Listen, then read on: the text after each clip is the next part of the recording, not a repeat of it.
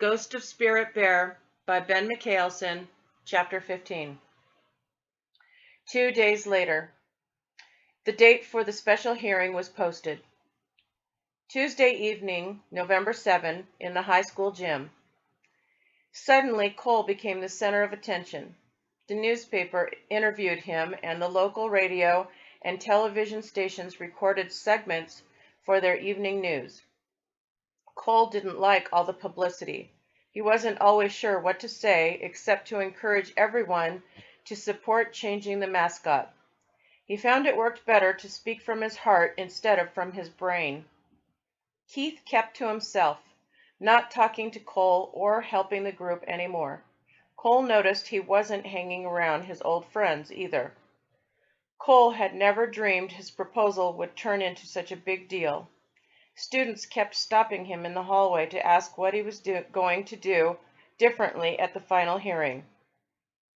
"I don't know," Cole answered each time. He voiced his worries to Miss Kennedy.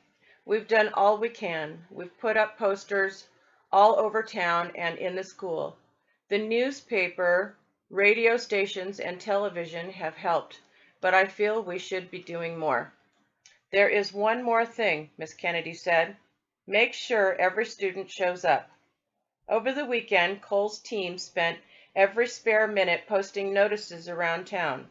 "Help the Spirit Bears win and be a Spirit Bear, not a mutt."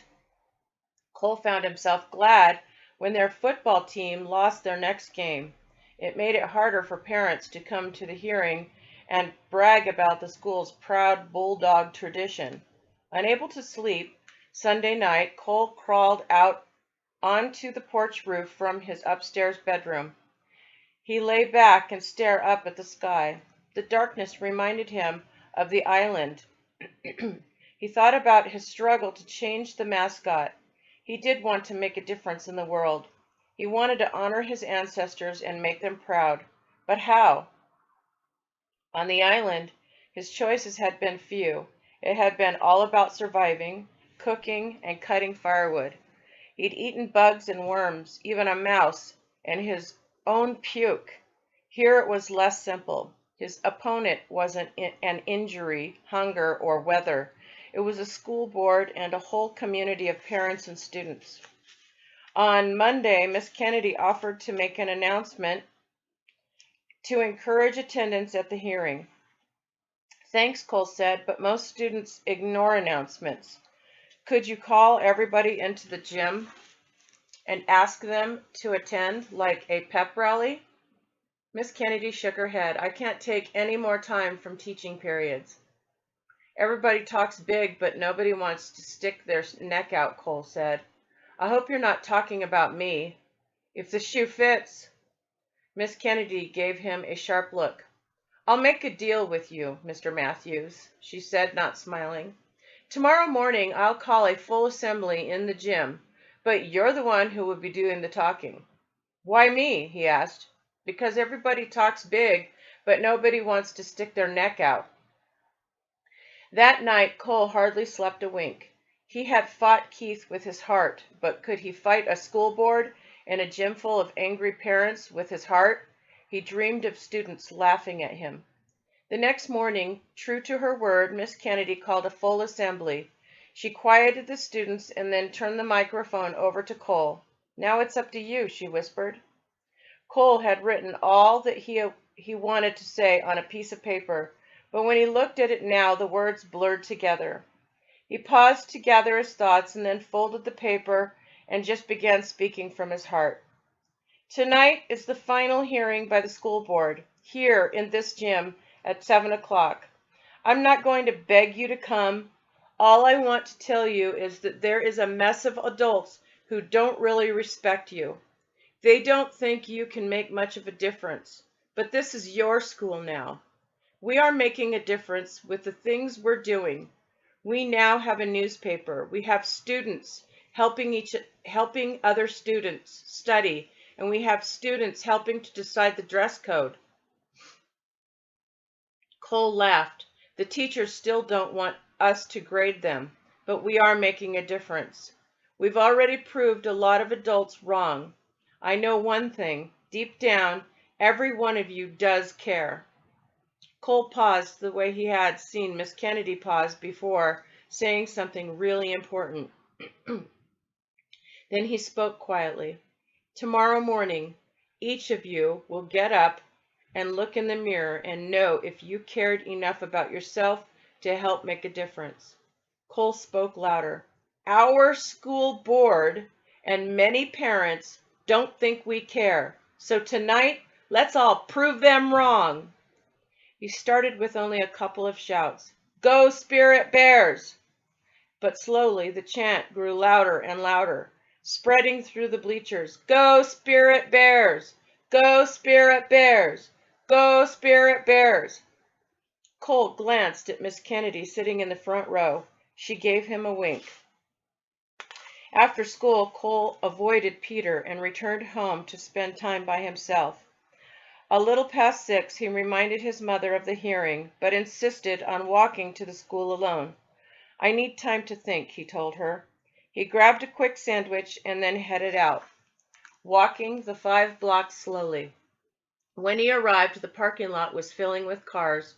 People crowded into the gym, excited as if they'd come for a basketball game. It scared Cole to think he was responsible for starting this whole thing. There was still a part of him that thought of himself as a loser.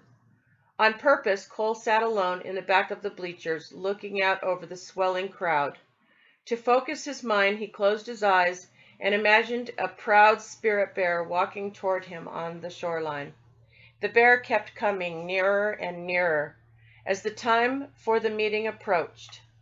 Just before 7, board members arrived and found their places at a table set up on the basketball court. The gym was packed. At 7 o'clock sharp, the chairman called the meeting to order. "Tonight is the final hearing on the proposal to change the proud Minneapolis Central Bulldog mascot to a spirit bear. The board calls Cole Matthews as the student's representative to explain the proposal." Cole worked his way out onto the floor. "Proud Bulldog mascot, my foot," he thought, stepping up to the microphone. Already the board was showing their bias. Coughs and whispers sounded through the crowd as Cole introduced himself and explained everything the way he had during the hearing at the district office. Then he drew a deep breath and spoke from his heart. "Years ago, somebody chose a bulldog as a mascot, and maybe it was a good inspiration for them. But a mascot represents both who you are and what you strive to become. Today, this school is filled with gangs, drugs, and violence. There's discrimination and bigotry.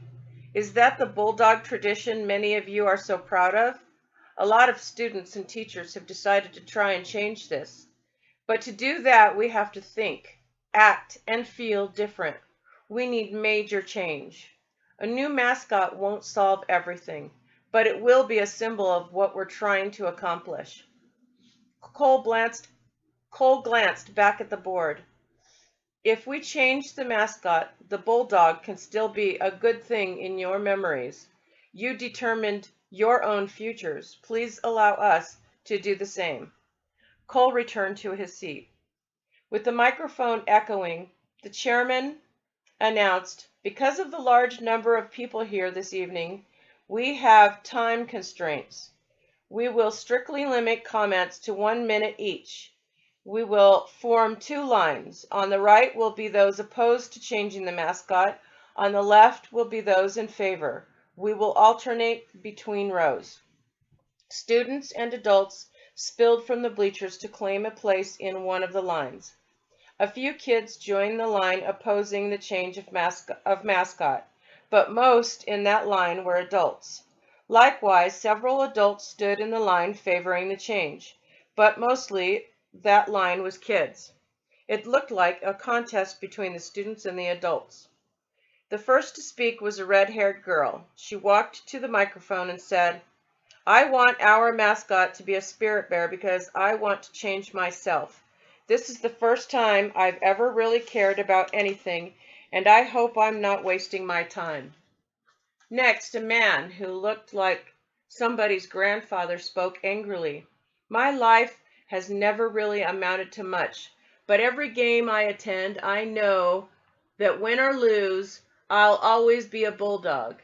You can't simply vote that away. Besides, we can't afford something like this just because a few students think it's a cute idea.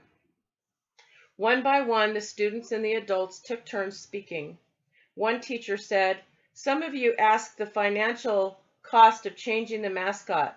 It might be substantial, but the real cost will be staggering if students don't learn they control their own futures. I would trade 10 years of my salary to bring back Trish Edwards, the student who committed suicide. What is the beating of a student worth? What does drug addiction cost? If you want to talk about cost, talk about the real costs when you deny these students their dreams."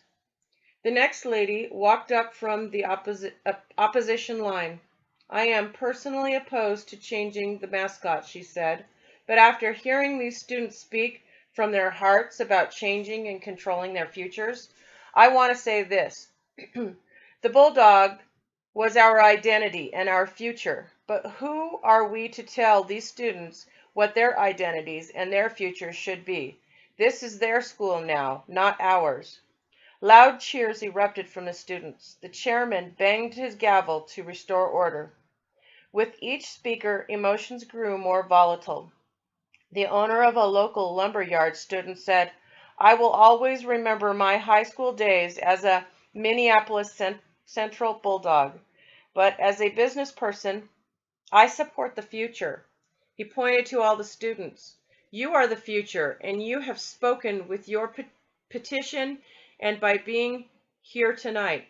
If we change the mascot, I pledge that Olson Lumber will match each dollar you raise to fund that change." Students whistled and cheered as the chairman rapped his gavel again for quiet. 2 hours after it began, the public hearing phase ended.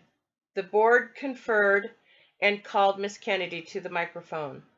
"Whatever changes we make here this evening will affect the administration of your school," the chairman said.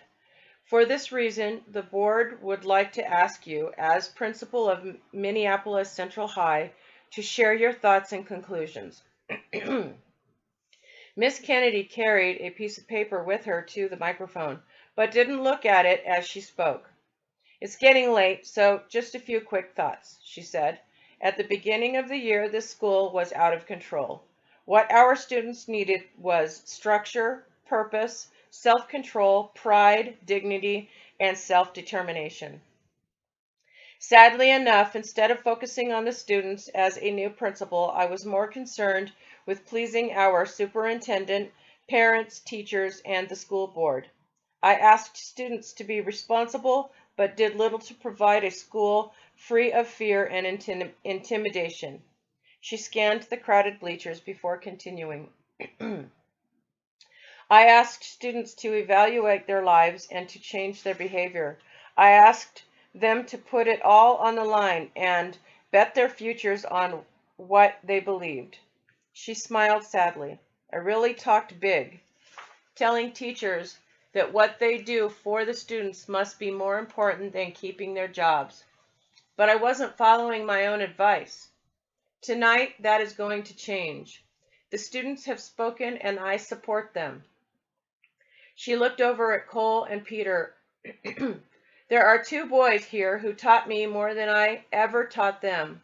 They taught me that we can't be good educators if we play it safe. We must risk everything, every day, if that's what it takes.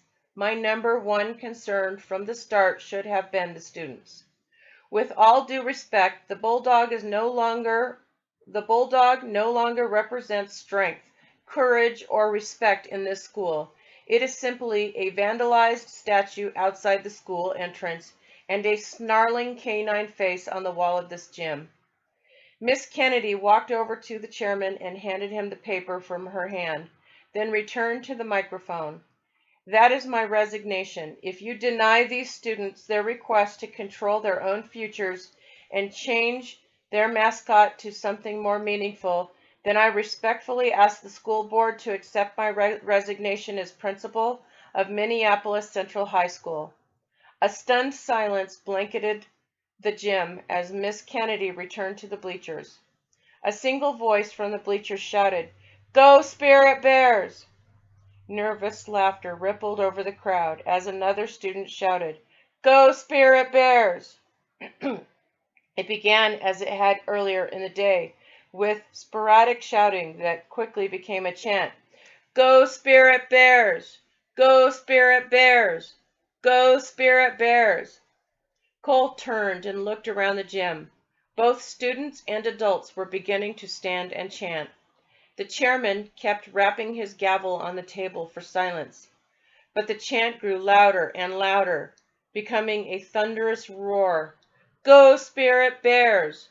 Go Spirit Bears!" Nearly the whole gym was now on its feet. Cole caught Miss Kennedy's eyes, and she gave him a thumbs up. The chairman quit trying to restore order. With the deafening chant echoing back and forth across the gym, each board member voted on a paper ballot and handed it to the chairman. Deliberately, he counted the votes.